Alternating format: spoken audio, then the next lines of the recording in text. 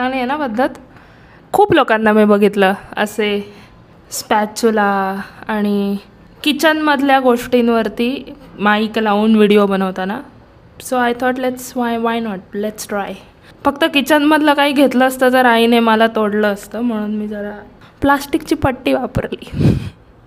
So हा video मी एक पुस्तक वाचलं, द हाऊसमेड म्हणून बाय फ्रीडा मॅकफॅडन.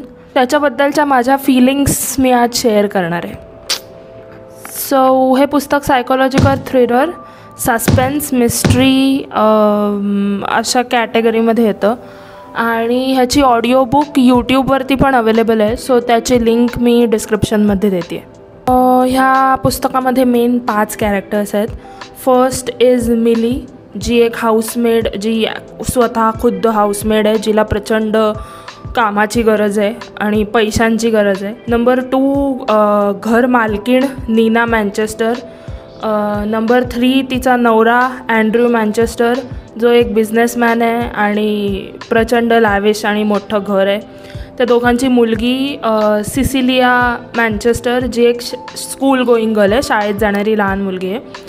आणि त्या घरासाठी एक गार्डनर आहे एन्झो म्हणून, इटालियन माणूस आहे, इंग्लिश अजिबात बोलता येत नाही आणि समजत पण नाही. सो ही 5 मेन कॅरेक्टर्स आहेत पुस्तकातली. मिलीचं थोडा बॅकग्राऊंड स्टोरी देते कारण ती ह्या पुस्तकाचं मेन कॅरेक्टर आहे.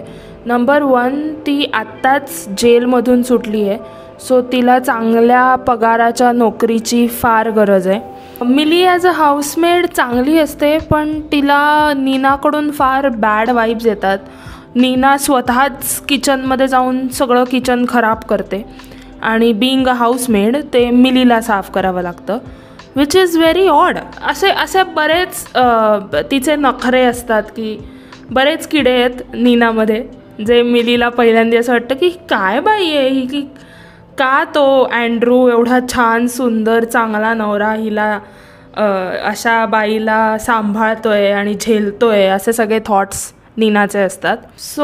मिलीचे असतात. ह्या 2 बायकांची नावं इतकी सिमिलर आहेत ना, कधी कधी माझं कन्फ्युजन होतं की कोण आहे. आणि मिलीला ती जरा ऑफ होते, जरा डोक्यात जाते की असं काय वागते ही. सो आता हे पुस्तक कसं संपणार आहे, मिली जेलमध्ये का होती, अँड्रू इतका चांगला असून तो नीनाला का झेलतोय, सो नक्की काय होतं ते तुम्हाला पुढे पुस्तक वाचून कळेलच. सो दिसतं तसं नसतं ह्या म्हणीचं परफेक्ट एक्झाम्पल आहे हे पुस्तक. ऑलमोस्ट 60 चॅप्टर्स आहेत या पुस्तकामध्ये, पण प्रत्येक चॅप्टर खूप छोटा आहे त्यामुळे पटकन संपतो. प्रचंड पेज टर्नर पुस्तक आहे. मला अजिबात हे पुस्तक ऐकताना थांबावंसं वाटत नव्हतं. कितीतरी दिवसांनी मी एवढं इंटरेस्टिंग पुस्तक वाचलं. ऑलमोस्ट 3 ते 4 दिवसात I have finished this entire book. मस्त पुस्तक आहे. It was so beautiful and refreshing. I was very happy with this kind of a writing. पुस्तकाचं पेसिंग प्रचंड फास्ट आहे.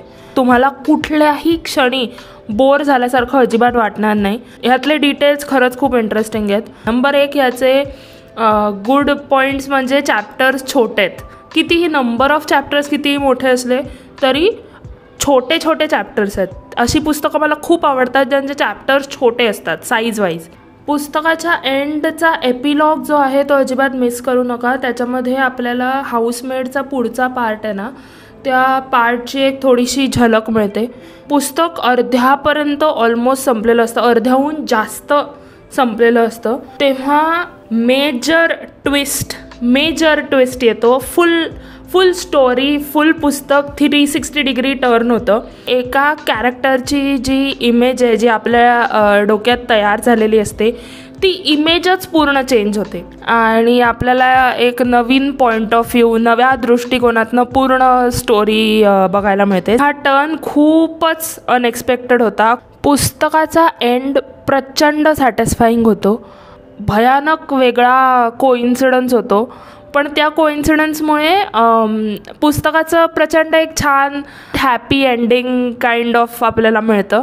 सगळ्यात पहिला रेड फ्लॅग जो मला दिसला तो या पुस्तकामध्ये मेन्शन केलं आहे की एक ॲटिक असतं त्यांच्या घरामध्ये, ज्याच्या दरवाजाचं लॉक बाहेर असतं ॲटिकच्या.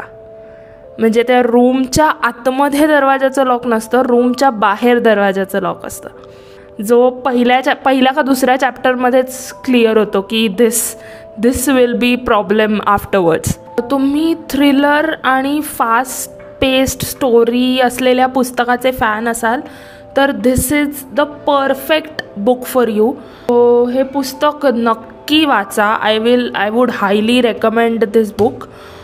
जर तुम्ही हे पुस्तक वाचलं असेल तर मला कमेंटमध्ये नक्की सांगा की तुम्हाला कसं वाटलं.